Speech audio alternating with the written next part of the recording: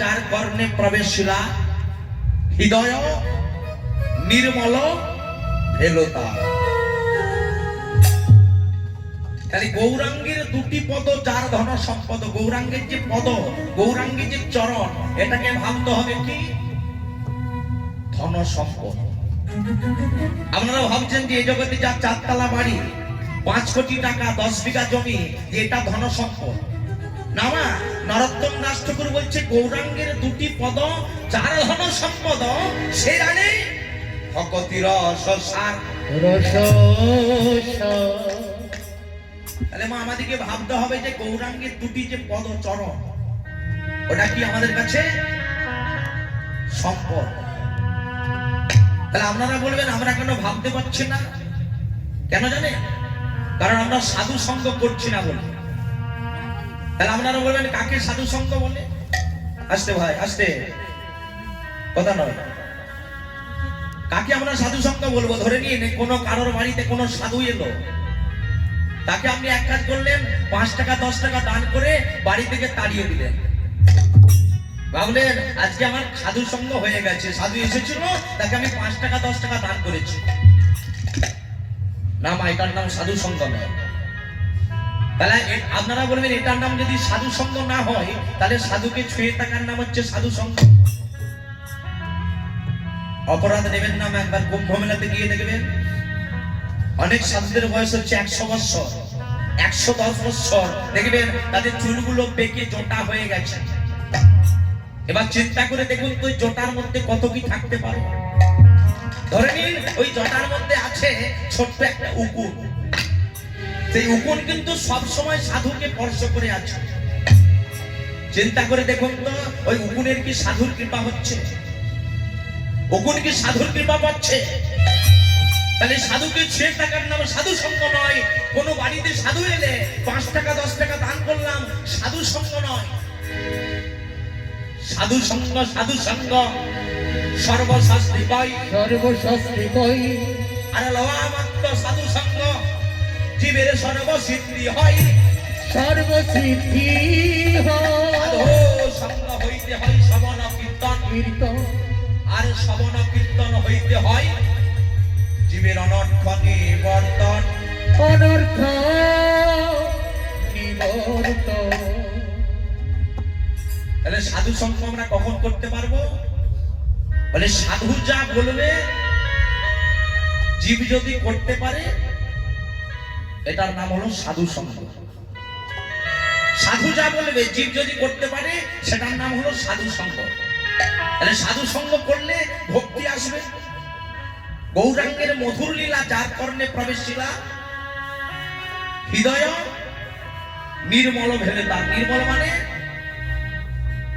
পরিষ্কার, হৃদয় পরিষ্কার হয়ে যাবে যদি আমরা গৌরাঙ্গের নাম নিতে পারি। কারণ মায়েরা, আমরা 84 লক্ষ জনে ভ্রমণ করে পেলাম সাধের মানব দেহ।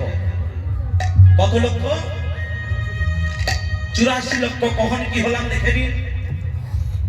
শাস্ত্রে বলছে স্থাবরম 20 লক্ষাঞ্চ নবলক্ষাঞ্চ জলজা, রুদ্রস্য কুর্ম লক্ষাঞ্চ 10 লক্ষাঞ্চ পক্ষিণা, 30 লক্ষ পশুরাঞ্চ, 4 লক্ষাঞ্চ বানরা, তত হি মনুষ্য প্রাপ্তানি তত হি কেবলম।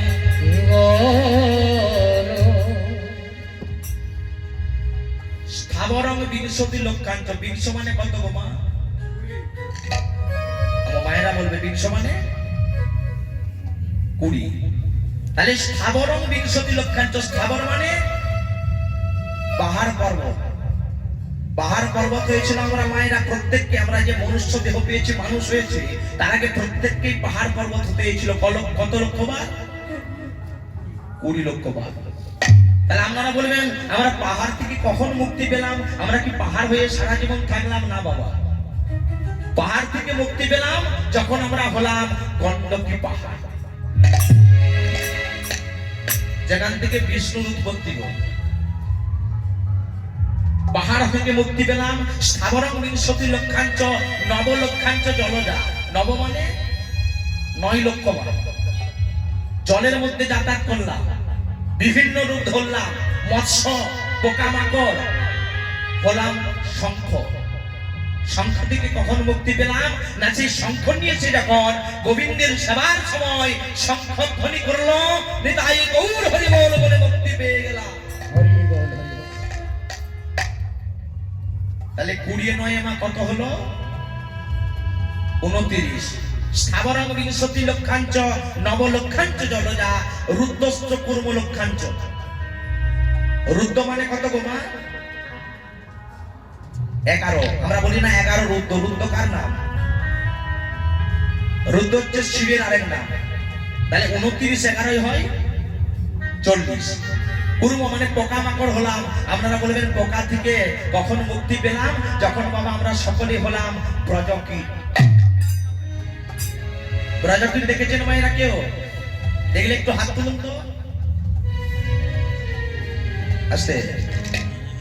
ব্রজকীট কিন্তু প্রত্যেকে দেখেছেন, কিন্তু আমরা ব্রজকীট মানে জানি না কি। ব্রজকীট মানে প্রজাপতি। কেউ দেখেননি? যখন আমরা প্রজাপতি হলাম তখন আমরা কীট থেকে মুক্তি পেলাম। তাহলে 29 11 হয় 40। 30 লক্ষ পশুনাঞ্চ। 30 লক্ষ বার আমরা পশুকুলে যাতায়াত করেছি। পশুদের মধ্যে বাবা শ্রেষ্ঠ জন্ম হচ্ছে গো জন্ম। গো মানে গরু। আমরা যখন প্রত্যেকে গরু হলাম, যেই গরুর দুগ্ধ যখন দহন করে ননি ছানা মিষ্টি তৈরি হলো, সেই মিষ্টি যখন গোবিন্দ সেবায় লাগলো, তখন হৃদয় গৌর হরি বল বলে মুক্তি পেলাম। 40 আর 30 মাইনা কত হয়? 70। আর বাকি আছে কত গো? 84 কে 14 বাকি আছে। 10 লক্ষাঞ্চ পক্ষিণ। আমরা প্রত্যেকেই বাবা 10 লক্ষ বার পাখি কুলে যাতায়াত করেছি। তাহলে আপনারা বলবেন পাখি থেকে আমরা কখন মুক্তি পেলাম না, যখন হলাম শঙ্খচিল পাখি। দেখেন না যে মাঝে মাঝে আকাশে উড়ে যায় শঙ্খচিল। হয়ে গেল 80। পড়ে থাকলো কত? 4। তাহলে শেষে আমরা কি হলাম? প্রত্যেকে হয়েছি কি প্রধানমন্ত্রী, মুখ্যমন্ত্রী, রাষ্ট্রপতি, এমএলএ প্রত্যেকেই হতে হয়েছে 4 লক্ষ বার। শেষে হলাম আমরা বানর। ওই জন্য দেখবেন মানুষকে অনেকটা কার মতো দেখতে? বানরের মতো। আবার বানরকে অনেকটা মানুষের মতো কেন দেখতে? আমরা মানুষ হওয়ার আগে হয়েছিলাম 4 লক্ষ বার, শেষে বানর। এই যে 84 লক্ষ জনই ভ্রমণ করে সাদের মানব দেহ পেলাম। নরোত্তম দাস ঠাকুর বললেন, তোমরা এই মানব দেহটা বিদায় হারিও না, গৃহেতে বা বনে থাকো, হাগৌরাঙ্গ বলে রাখো, নরোত্তম মাগে তার সঙ্গ। আজকে সেই আমার গৌর হরি ভক্ত সেবা সঙ্গনে সন্ধ্যায় আরতি সমাপন করে সুন্দর ফুলের বিছানায় শয়ন করেছিলেন। আর শয়ন করে থাকতে থাকতে গৌর হরি নিদ্রা ভেঙে গেল। কেন? আজকের দিনে জেনার বাড়িতে হরিনাম হচ্ছে বাবা, উনি হয়েছেন আজকের দিনে ভক্ত সেবাস, আর ওনার স্ত্রী হয়েছে ভক্তা মালিনী দেবী। চিন্তা করে দেখুন তো, টাকা পয়সা থাকলে, ধন ঐশ্বর্য থাকলে কি হরিনাম করানো যায়? হরিনাম করানো যায় না গো। বহু ভাগ্যে হয় সাধুর আগমন, বহু ভাগ্যে হয় অতিথি ভোজন, আর বহু ভাগ্যে হয় হরিনাম সংকীর্তন। হরিনাম সংকীর্তন। তাহলে ওনাদের পূর্বজন্মের কিছু সুকৃতি ফল ছিল, ওনাদের আজকে গোবিন্দ কৃপা করেছে। সেই ভক্ত সেবা সঙ্গনে গৌর হরি সন্ধ্যা আরতি সমাপন করে বিছানায় ঘুমিয়েছিল। হঠাৎ নিদ্রা ভেঙে গেল। নিদ্রা ভেঙে গিয়ে ভক্তগণ সঙ্গে নয়ে হেমদণ্ডে বাহু তুলে নৃত্য করছে। হেবা নাচে রে নাচে রে গোরা সংকীর্তনের মাঝে।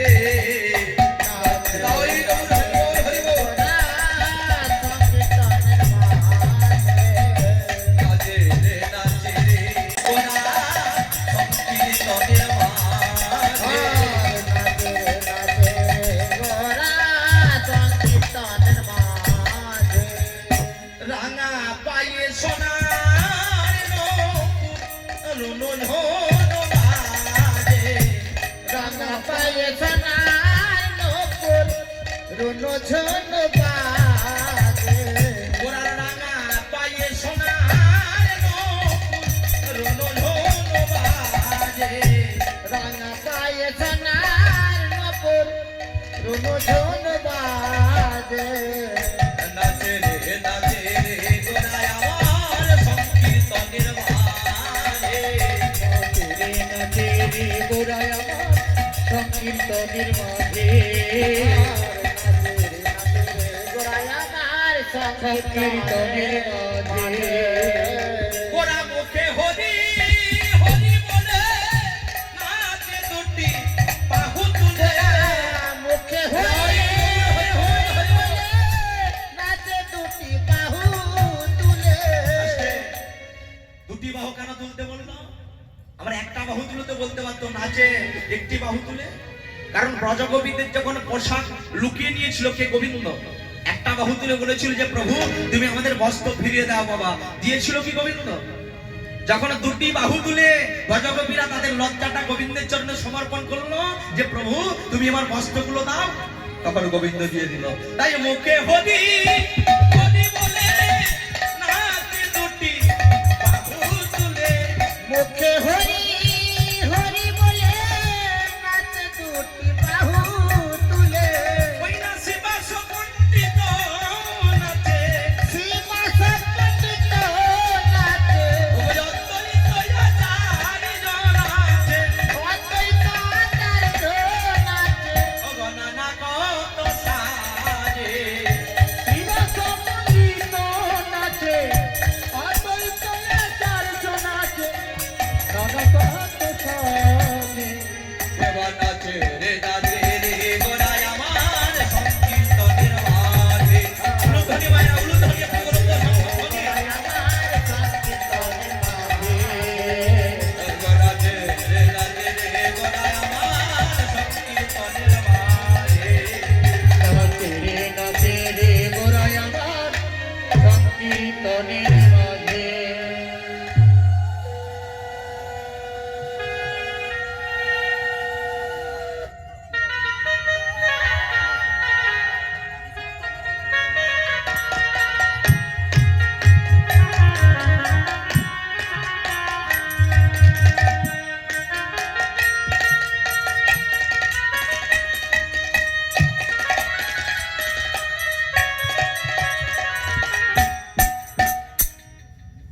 আজ আমার গৌরহরি নৃত্য করছিল ভক্ত শিবাশঙ্করে। নৃত্য করতে করতে মায়ের এক ভক্তের কথা মনে পড়লো। কোন ভক্ত? এমন এক ভক্ত ছিল, মুসলিম কুলে জন্ম, ভক্ত রস খান। সেই রস খান কিভাবে গোপালের পায়ে জুতো পরিয়েছিল। ভেবেছিল যে গোপালের তো সবকিছু আছে, বাঁশি আছে, চূড়া আছে, নপুর আছে, কিন্তু গোপালের পায়ে তো জুতো নেই। সেই কাহিনী আজ আমার গৌর হরির মনে পড়েছে। যেই গোরা সেই কৃষ্ণ সেই জগন্নাথ, আর বাসুদেব গোসে কহে করি জড় হাত। তাহলে এতক্ষণ আমরা ছিলেন নদিয়া নবদ্বীপে, এবার যাব আমরা মধুময় শ্রীধাম বৃন্দাবনে। বৃন্দাবনে যেতে গেলে মা কার নাম নিতে হয় গো? রাধে রাধে। তাহলে একবার সবাই মিলে বলুন তো, রাধা রানী কি জয় শ্যাম সুন্দর কি জয় মদন মোহন লাল কি জয় বংশীধারী কি জয় কালাচাঁদ কি জয় বৃন্দাবনে যাবেন কি জয় আবার জয়। তবে বৃন্দাবনে যেতে গেলে বা মায়েরা বেশ প্রেমে ডুবে আছে, বৃন্দাবনে যেতে গেলে মা একটু মাথায় ঘোমটা দিতে হবে। জোর করবো না ভাইরা, যারা দিতে পারবেন দিবেন, আর যাদের ফোল্ডিং ঘোমটা দেওয়ার দরকার নেই। দেখবেন ঘোমটা হচ্ছে তিন প্রকারের। আগেকার দিনে ঠাকুমা দিদিমারা যেতে এত দূর পর্যন্ত। এটার নাম হচ্ছে ফুল ঘোমটা। আরেকটা ওই যে মায়েরা দিয়ে বসে আছেন মাঝে বরাবর, এটা হচ্ছে মাঝ ঘোমটা। আর একটা এখন বেরিয়েছে বলে কেশিপালের খোপা ঘোমটা। যখন থেকে আমার মায়েরা বলতে শিখেছে ভাসুরকে পর্দা, তখন থেকে মায়েদের মাথায় নাই পর্দা। তবে মায়েরা চরণে নিবেদন, একটু সংকল্পনি করবেন, উলুধ্বনি করবেন, বাহু উত্তোলন করে হরিধ্বনি। চলো রাধা নাম গাইতে গাইতে আমরা বৃন্দাবনে যাব। রাধা রাধা রাধা রাধা রাধা বলো ওরে মন। কোথায় যাব? চলো যাব মধুর বৃন্দাবন। রাধা রাধা রাধা রাধা রাধা বলো রে মন, তবে যাব মধুর বৃন্দাবন। রাধা রাধা রাধা রাধা রাধা রাধা রাধা বলো রে মন, চলো যাব মধুর বৃন্দাবন। রাধা রাধা রাধা রাধা রাধা বলো হরি মন, চলে যাব মধুর বৃন্দাবন। রাধা নামটি দুই অক্ষরে, ওই নামে কত সুধা যে ধরে। রাধা নামটি ওই অক্ষরে, নামে কত সুধা দেখারে। রাধা নামটি দুই অক্ষরে, নামে কত সুধা যে ধরে। রাধা নামটি তুই অক্ষরে, নামে কত সুধা দেখারে। রাধা রাধা রাধা রাধা রাধা রাধা বলো রে মন, চলো যাব মধুর বৃন্দাবন। উলুধ্বনি বাইরে, উলুধ্বনি। রাধা রাধা রাধা বলো রে মন, তবে যাব মধুর বৃন্দাবন। অঙ্গধ্বনি।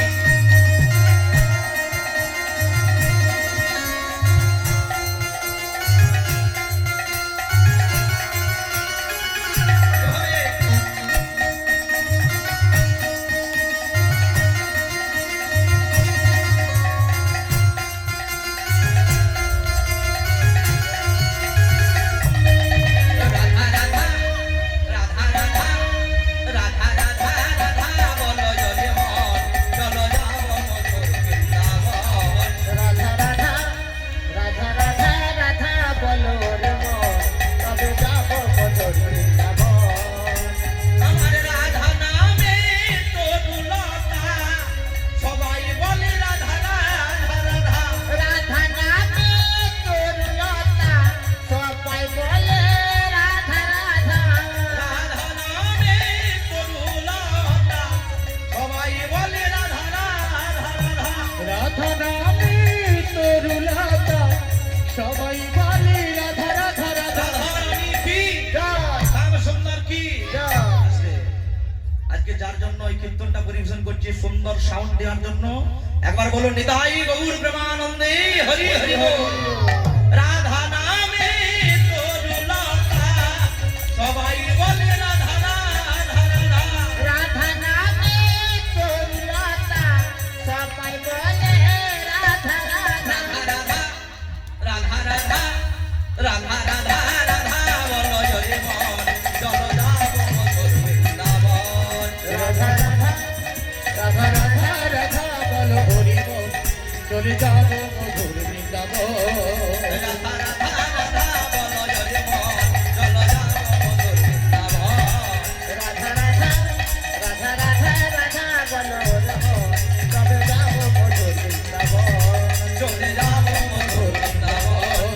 চলে যাব মধুর বৃন্দাবন। রাধা রানী কি, জয় শ্যাম সুন্দর কি, জয় মোহনলাল কি। জয়। তাহলে এতক্ষণ যেটা পরিবেশন করছিলাম, এটার নাম হলো গৌর চন্দ্রিকা। কারণ মায়েরা পুজোয় বসতে গেলে দেখবেন আগে ব্রাহ্মণ ঠাকুর হাতে জল নিয়ে করে আজমন বলে ওং বিষ্ণু ওং বিষ্ণু ওং বিষ্ণু, এটা হলো আজমন। ওই আজমন না করে যেমন পুজো করতে তুমি পারবে না, তদ্রূপ বৃন্দাবনে যেতে গেলে আগে তোমাদের গৌরাঙ্গ লীলা করতে হয়। কারণ রসগোল্লা জানে না মা যে আমি কতটা খেতে ভালো। এগো রসগোল্লা কি নিজে জানে আমি কতটা খেতে ভালো? কে জানে? বলে যারা রসগোল্লা তৈরি করে বা যারা খায়। রসগোল্লা হলো বাবা অন্তর্যামী গোবিন্দ, কারিগর হলো গৌর হরি। তাহলে আজকে আপনি যে লীলাটি আস্বাদন করবেন আপনারা, আজকে আলোচ্য বিষয় হলো ভক্ত রসিক দাস।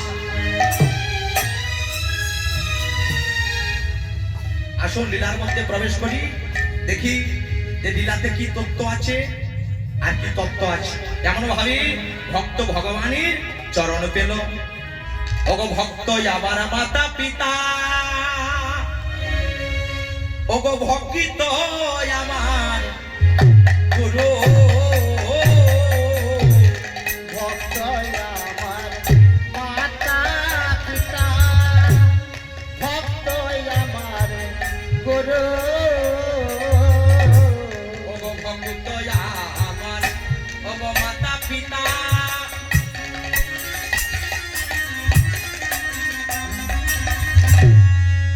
ভক্ত আমার গুরু ভক্ত আমার মাতা পিতা ভক্ত আমার গুরু আজ ভক্ত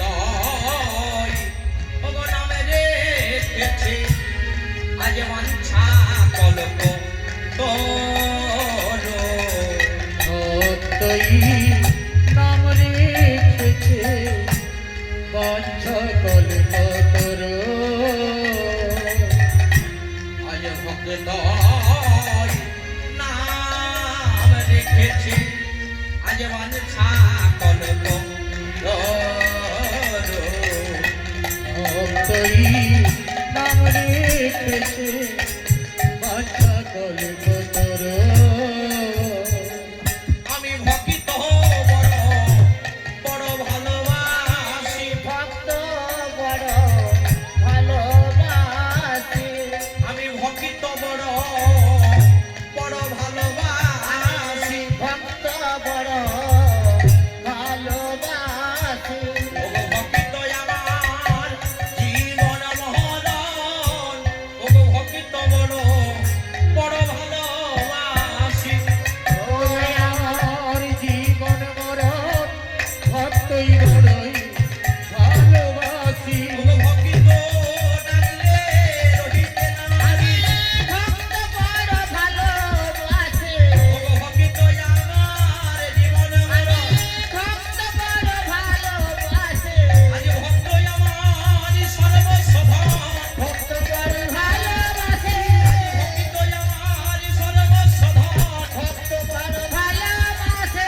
ভক্ত ডাকলে রহিতে না পারি ভক্ত বড় ভালোবাসি ভক্ত ডাকলে রহিতে না পারি ভক্ত বড় ভালোবাসি তবে প্রেমানন্দে একবার হরি বল ভক্তই বড় ভালোবাসি প্রেমানন্দে হরি বল ভক্তই বড় ভালোবাসি